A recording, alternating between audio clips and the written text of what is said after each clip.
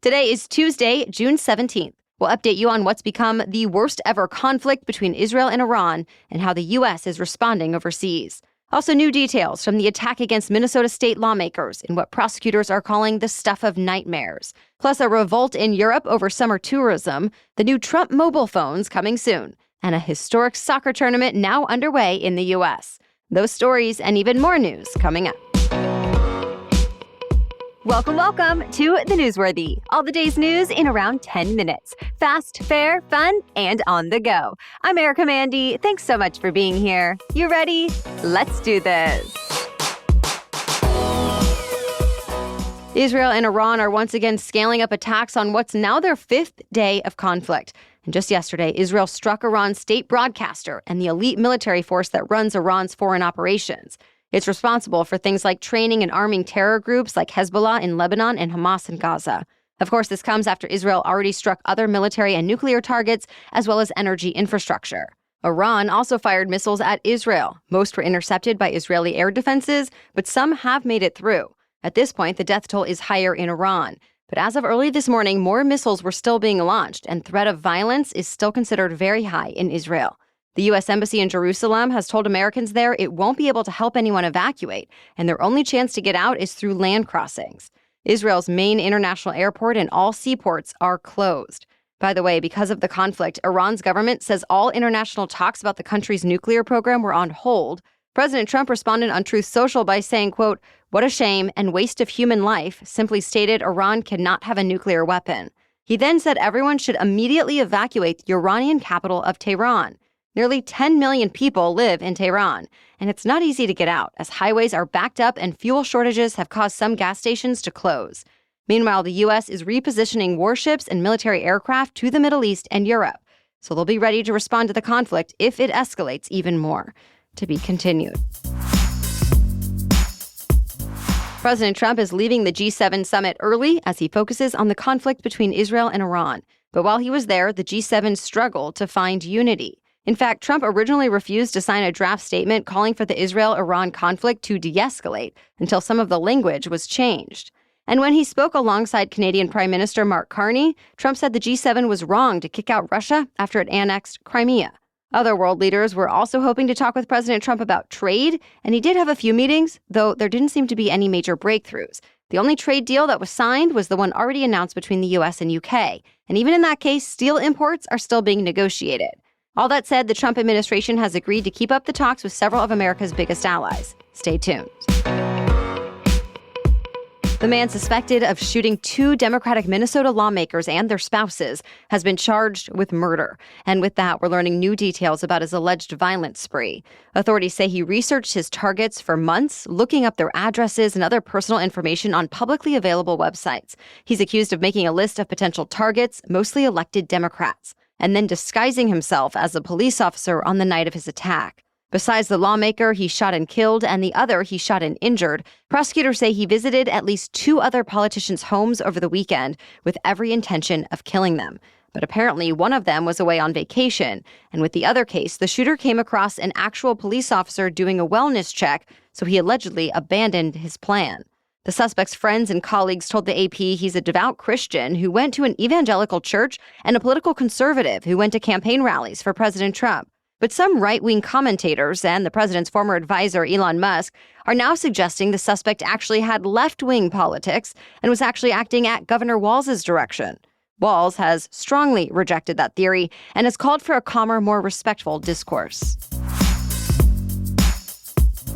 The doctor charged in connection to actor Matthew Perry's death has agreed to plead guilty. We're talking about Salvador Palencia, better known as Dr. P. He acknowledged in a plea agreement this week that he repeatedly gave Perry ketamine without a legitimate medical purpose in the weeks leading up to his death. Federal authorities say they even found a text message Dr. P sent to a colleague in which he allegedly wrote, quote, "I wonder how much this moron will pay. Let's find out." Dr. P now faces up to 40 years in prison, though the plea agreement expects it to be less than 2 years. The actual sentence will be up to a judge. The drug maker behind the highly addictive prescription painkiller OxyContin has just reached another major settlement over how it marketed opioids. This one was agreed to by Purdue Pharma, as well as all 50 states, Washington, D.C., and U.S. territories. It's worth $7.4 billion. Most of it will come from the Sackler family, who currently own Purdue Pharma, with the money going to help communities recover from the opioid crisis. There's one major change from past settlements that have been blocked by the courts. Under this deal, people who want to sue the Sacklers in civil court will still be able to do so. The settlement still has to be approved by a bankruptcy court. People who live in Maui, Hawaii, were forced to evacuate their homes this week in the face of a fast-moving wildfire. It comes just 2 years after a devastating wildfire on the opposite side of the same island killed more than 100 people. So people in the area seem to have taken the evacuation orders seriously. And thankfully, this time, no major damage or injuries have been reported. And firefighters seem to be making good progress against the flames. That said, the risk is not totally over. And all of Maui is currently in drought. Meanwhile, other fires are still burning in the western U.S. and in the Rockies. The National Interagency Fire Center says so far this year, the country has seen double the number of fires as last year, but the total area burned is less. More news ahead in just a moment, but first, a quick break to thank our new sponsor, Fatty 15. I'm feeling great about making C15 from Fatty 15 part of my daily routine because I want to do everything I can to age better. Their reports say C15 is the first essential fatty acid to be discovered in more than 90 years and that it supports long-term health and wellness. The company explains that when our cells don't have enough C15, they become fragile and age faster, and that as many as 1 in 3 people worldwide may have low C15 levels and cellular fragility syndrome. Well, Fatty 15 is clinically proven to raise C15 levels, resulting in lower cholesterol levels, healthier liver function, improved gut microbiome health, and improved red blood cell health within 3 weeks. It's said to have 3 times more cellular benefits than omega-3 or fish oil, which is a relief because Fatty 15 has no flavor or aftertaste. In fact, it's the easiest pill I've ever had to take, and it comes in this gorgeous reusable bottle with refills that ship right to my door. Fatty 15 is on a mission to optimize your C15 levels to help you live healthier, longer.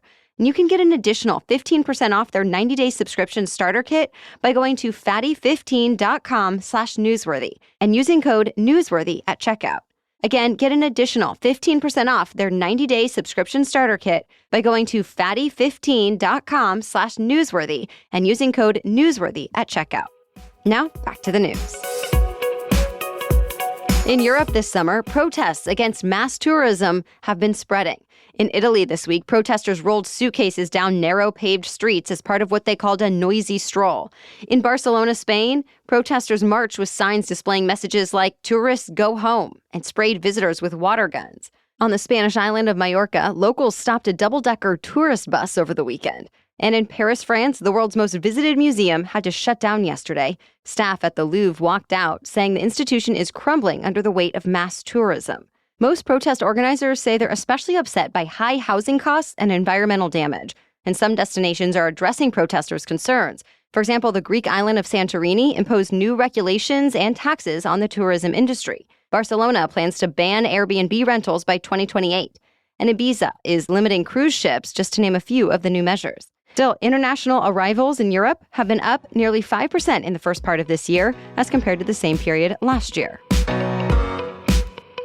President Trump's family business is putting the family name on yet another venture. It will be called Trump Mobile. As the name suggests, it's a mobile phone service that promises gold smartphones that run on Android and a $47 a month plan, as a nod to President Trump being the 47th president. The service will apparently work with all 3 major carriers and carry a coast-to-coast 5G signal when it goes live later this year.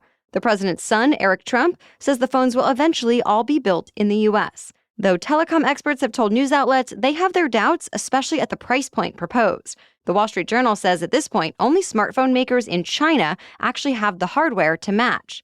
Either way, this adds to the collection of private business interests that have brought the Trump family hundreds of millions of dollars in income. Others include cryptocurrency, social networking, golf courses, Bibles, sneakers, fragrances, watches, and more. And some legal experts say it all adds up to be a big conflict of interest. The president himself says he's not involved in the family business while he's in the White House. Instead, it's his sons running the ship, who say they're following all legal and ethical obligations. Southwest Airlines has added a new cockpit safety tool to most of its fleet.